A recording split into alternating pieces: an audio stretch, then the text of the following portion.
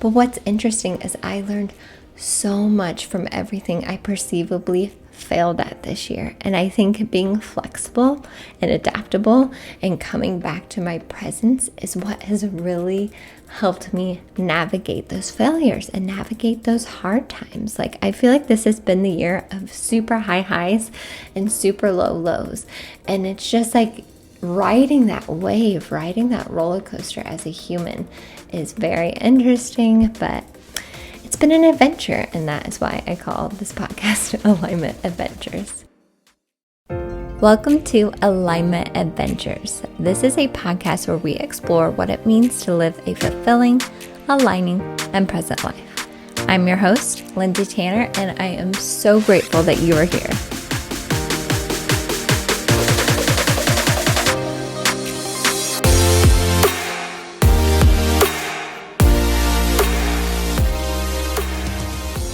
Hello, my loves, and welcome back to Alignment Adventures. I am so excited. I am recording this episode from my new office in our new home. So much gratitude for having an office space again. I can set my microphone on my desk so you don't hear me moving my microphone around because I was recording them from the bed in the guest room of my in-laws room. So I apologize for any of those unexpected sounds in previous episodes, but here we are. We are finally in my office.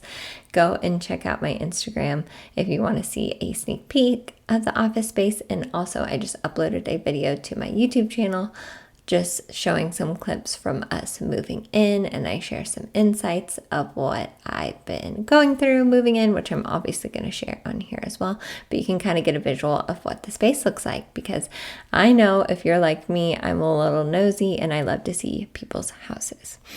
But anyways, I am so grateful to be sitting down finally to record this. I unfortunately had to take a week off just with moving. I really didn't have any extra time to work on my podcast or my business or the things that bring me so much joy. And just to kind of give you a glimpse inside my life, like the practicality of things, because I find this interesting. Like, if I wasn't a parent, or even if I was listening to someone else who was a parent, I would love to hear like how their day-to-day actually looks. But really the only time I get to record these episodes are when Arlo is sleeping, because I am his full-time caretaker.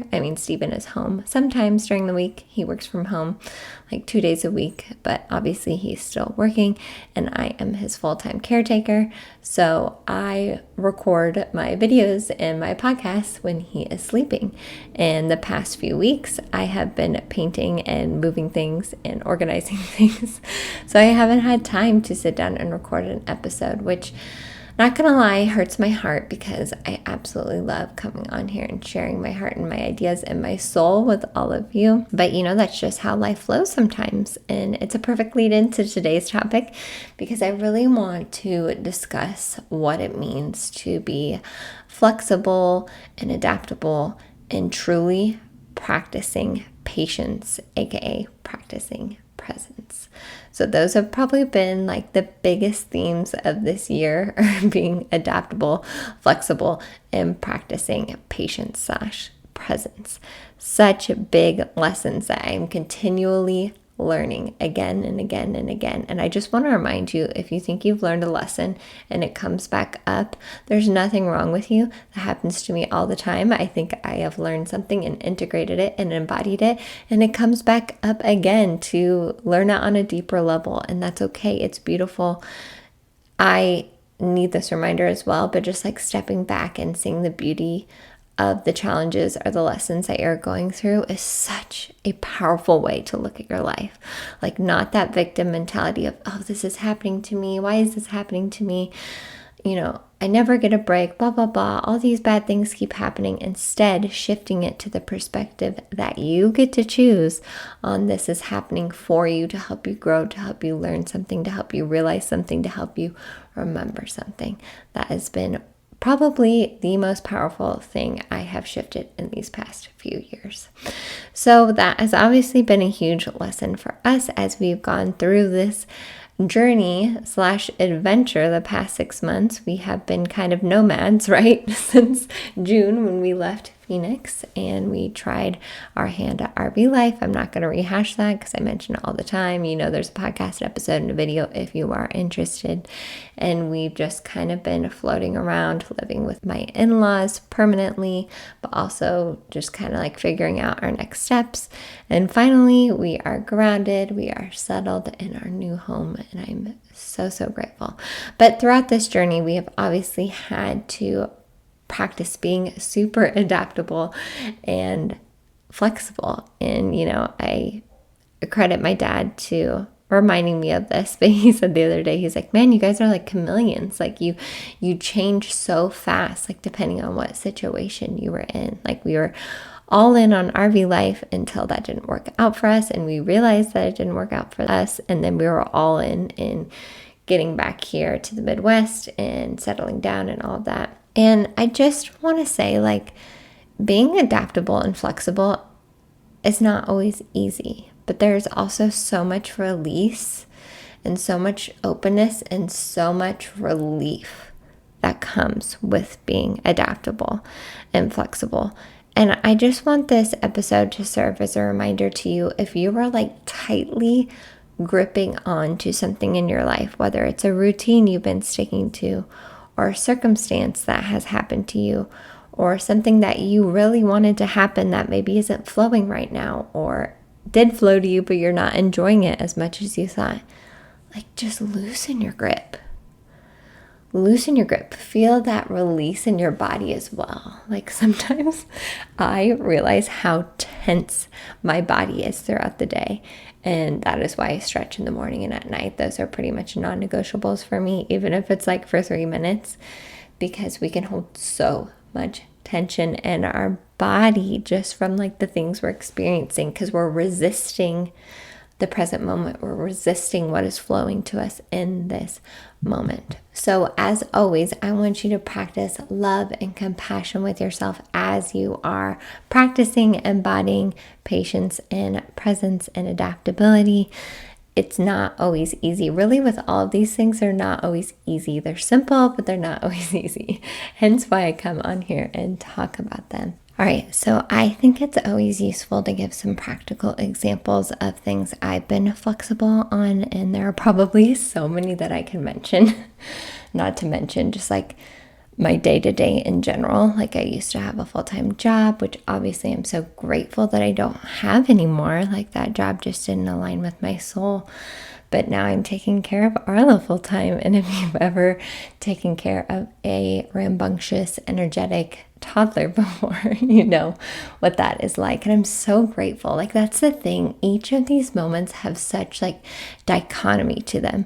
Obviously it can be exhausting and tiring, but I'm also so grateful that I get to spend so much time with him, because I know how important these early years are.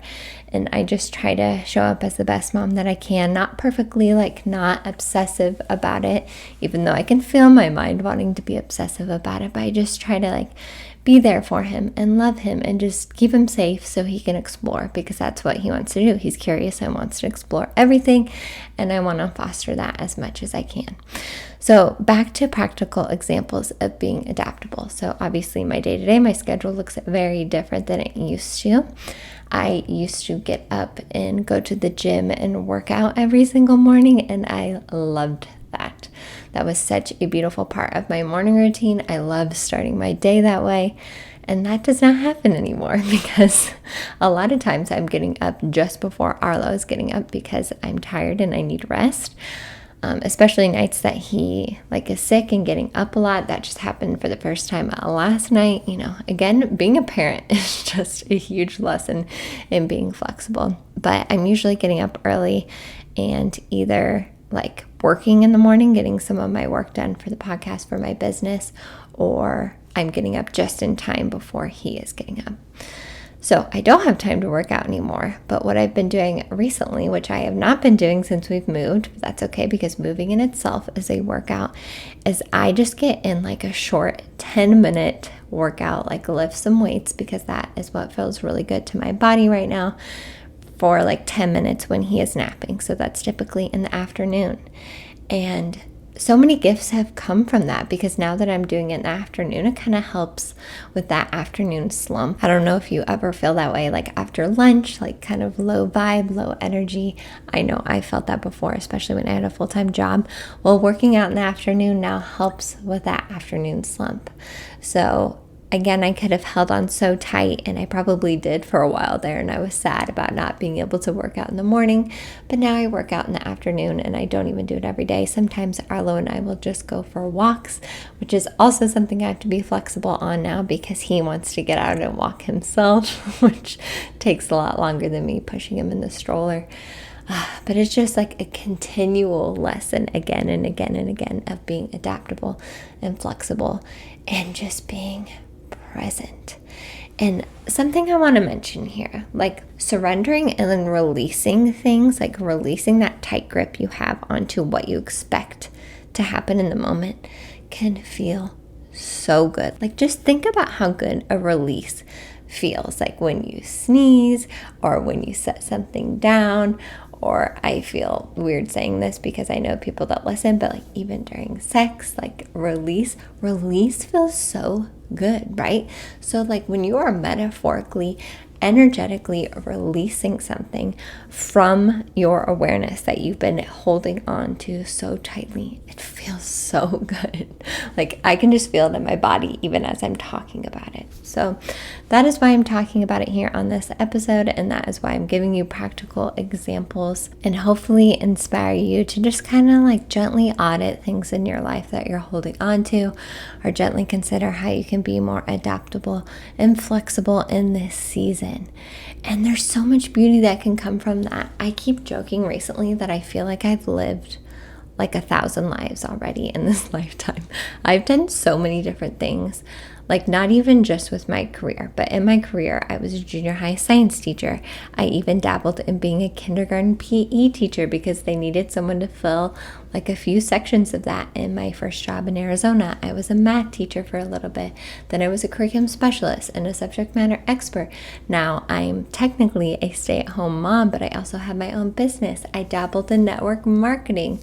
I even had a teacher Instagram for a while. Go and check it out if you're interested. It actually brought me so much joy going back and looking at it. That was such a fun thing for me to do when I first moved to Arizona. It's called Science in the Sun. And I even had such a beautiful reminder of how much I love science. I watched a fun or maybe nerdy documentary on Netflix the other day about the James Webb Telescope, and it's like this massive telescope that they recently built and put out into the solar system to see like deep parts of our universe that we've never seen before. And oh my gosh, it just like lit my soul on fire. I love science. I love learning about space. One of my favorite things to ponder since I was a child is like, where does space end? Where does the universe end? And I still love pondering that. And it also reminded me that I really feel the call, especially on here, to bring science and spirituality, or science and woo-woo topics together, because I don't think that they're separate. And I've had a lot of guests on the podcast that also share that sentiment and have been doing the same things. I actually have a fun episode that I did, it was over a year ago, maybe almost 2 years ago now, where I talked about like heart-brain coherence, and there was a lot of research to back that up, and that was one of my favorite episodes to record. So I'm going to brainstorm some new topics that I can bring to you guys where we really are bringing science and spirituality, science and living in alignment together. But back to like what I was saying about, I feel like I've lived 1,000 lives. Like my soul truly just loves experiences, and I'm not scared to try new things and fail at them. Obviously, this kind of has been the year of failing things. Like we perceivably failed at RV life. I had my course that I was so excited about in the spring that didn't go off the way I wanted it to, but I still have that in my back pocket. Still something I'm letting germinate. Sometimes it's just not the right time for things, but I see that one coming back around.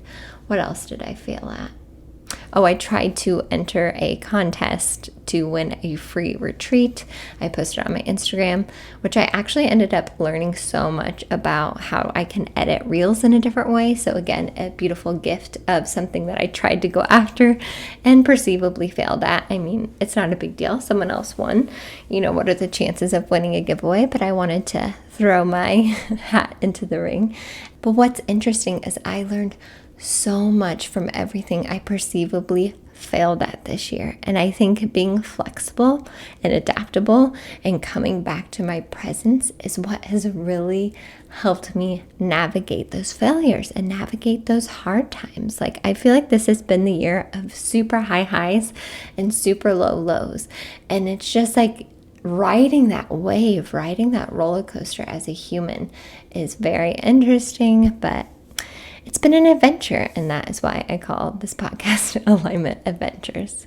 All right, my loves, I think that's all I have for you in this episode. Like I said, make sure and go check out that video I recently uploaded on my personal YouTube channel, Lindsay M. Tanner, if you want to see parts of our new house or things we've been going through as we move in.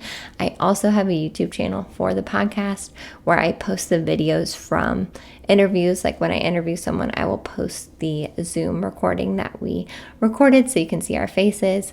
But when it's a solo episode, it's just the audio, but it's on YouTube. So just an FYI there. Please share this episode with anyone that you think needs to hear this message. I'm so grateful anytime you share a podcast episode with anyone in your circle. That is so sacred to me and means so much to me.